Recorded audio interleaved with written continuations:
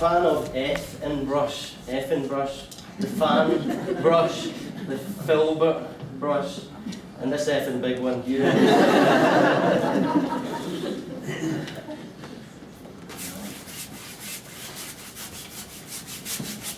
So what is that medium that you're using? A mixture of quick dry medium from Rubens, I think, which I think has Damar in it. Can't be absolutely sure. And it's got a balsam turpentine in it, which I don't have a bottle of. I just pre-mixed this medium before it came. It is probably 50-50 Turps medium because I'm at the start of this painting. And I have the choice to thicken it up with a bit more oil and a bit less medium, a bit less thinners later when I do that one. But 50-50s, I never go too Turpsy just because I believe that the first layer should be a little bit more elasticy and less brittle. This is a very new easel. I'm used to caked in paint. Does anyone get annoyed with the lip at the bottom of one of these easels? Yeah, I don't know what you guys do, I always jam it in that lip. And then just sort of, if I've not got my hands full.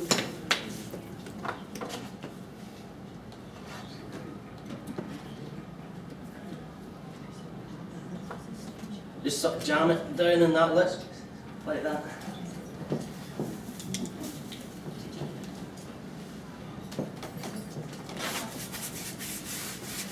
Now this medium on the canvas. This isn't actually canvas. This is linen from Claessens.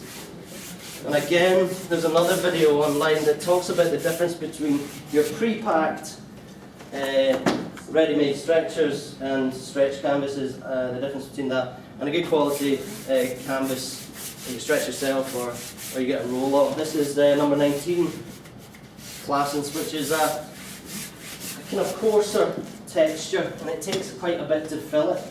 Now I'm going to go with, I've forgotten which way around I squeeze those, yeah, Yellow Lake. And I'm going to take my photo reference because I need to remind myself. I'm a big believer that you don't tie yourself down to this. I call a photo when you're drawing or painting as a ball and chain. You know, it's you cannot carry around a photo like a ball and chain, and you've got to just let yourself go from it and say that, you know, that's a rubbish photo. It's not just because my printer ran out of ink. It's just a rubbish photo. And you know, some people would say that's a lovely wee it's just behind Porton Cross, lovely wee sunset there. I'm not a photographer. I take a good photo, but if I was to paint from photographs, I'd need to use a photographer's photographs. And I don't have a photographer employed permanently to give me inspiration, so I use my eyes and what's out there. And memory, I paint from memory, just... It's an interesting colour. It is called Indian yellow. Indian yellow, yeah. It's a transparent colour and it goes yellow when it thins. It's one of those colours that changes its hue when it thins. Big believer in start like a bricklayer, finish like a jeweler.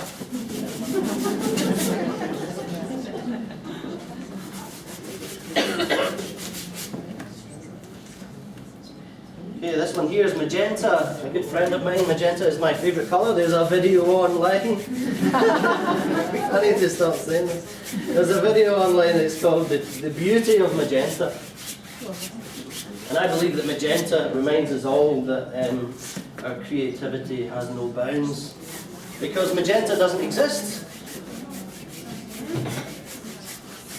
Magenta is a figment of our imagination, but then every colour is a figment of our imagination. It's just how our brains perceive the differences in wavelengths of light. I don't start with any drawing, generally. And even if it involves, I don't have an awful lot of detail that I'm working in here until the end, and I'll work that out when I come to it. But even the drawing within the hill will need to be apparent. But even when I'm doing that, I always find a drawing before any paint goes on the canvas very restricting, because you end up in that sort of colouring book mentality of not wanting to go over the lines because you're covering up your drawing and then you don't know where you are and then you oh, what size is that? And, no, just kick off. And sometimes people say, well, I don't have inspiration today. Just go down and create something. Creation can be the beginning of ideas, just to create. And if you're loose about it, you can let the painting do the paint do the talking, and you can follow the paint. Let the paint tell you what to do at times. And people call them happy accidents, but you earn your accidents. You know what gives you good accidents by sort of experience. I talk a lot about halation and the infused light from a light source, and I am thinking of, my work's all about light and how it shines through a cloud and refracts the colour and the perception of colour that we see, but also, you know, maybe there's a low sunset across here lighting up and sort of igniting the clouds this side, which is less about translucency, but clouds are translucent things. And to create a cloud, you don't need to think about translucent paint, you just need to think about soft edges and mixing one colour with another, relating. You have one colour is related to another because there's the common denominator in your mixing. Okay, so what I'm going to do immediately is, well, before I'm too busy talking, and this is purely to get to start warm and translucent, and then go thicker. My work is also all about. I didn't mention the quote from Matisse. Matisse said he doesn't paint things. Does anyone know this quote? He doesn't paint things, he paints the difference between things. I don't paint things, I paint the difference between things. And that is so true in so many levels. It's such a simple thing to say, but it means it's all about contrast. It's all about contrast, and it's all about what you put beside something else. A tall person doesn't look tall until you put them beside someone small, you know, and so on. So you're constantly thinking about putting something beside it. I'm painting at the moment the difference between maybe yellow and orange with the complement of yellow, which none of you probably knew was actually blue, not purple. The difficulty with blue is that most people perceive proper 12 o'clock, I would call it blue, as purple, because when you lighten blue or ultramarine, it kind of goes purpley.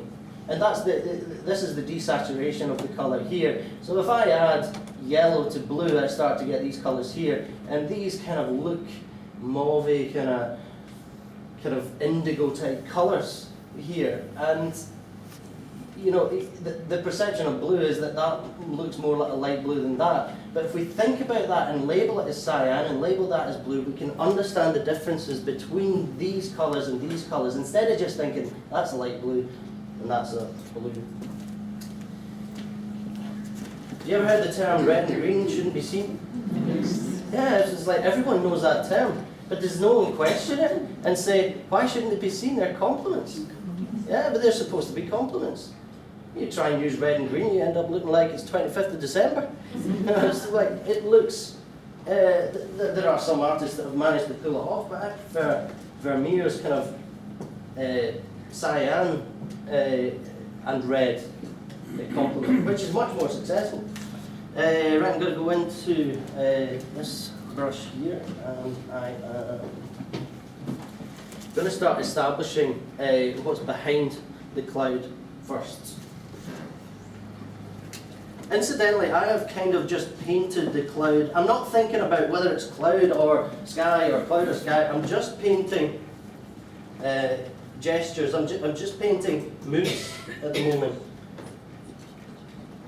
I'm taking this paint much thicker into the Kremnitz white, and it's really sticky. But because there's already medium on the canvas, I'm not too worried about that.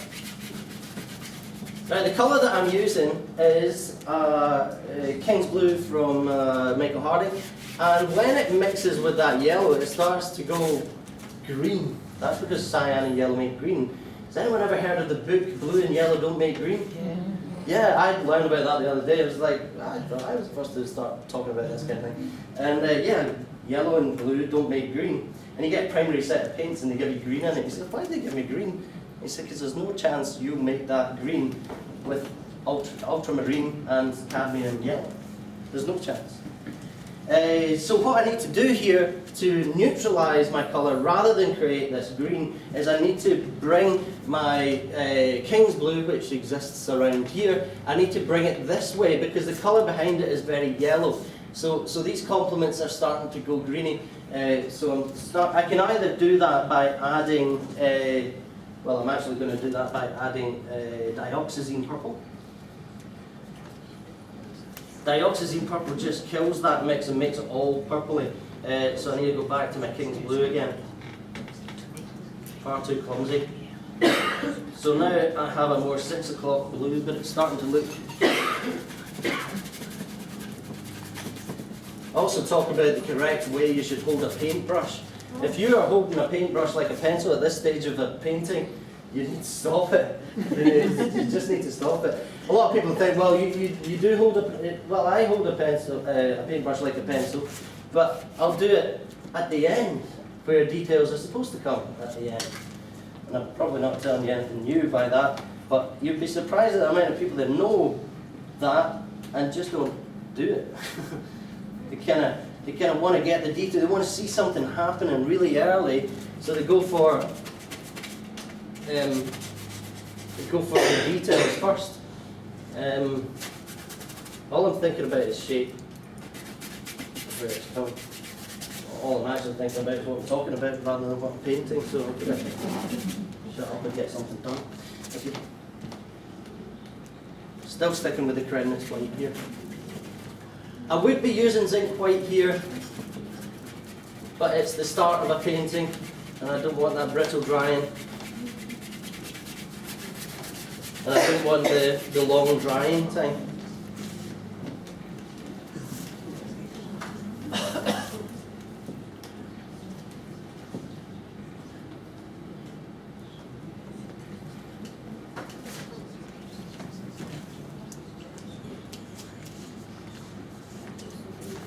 Right, I'm going to draw in a small sketch. I wouldn't kind of normally do this, but it helps when you're watching to actually know what to do.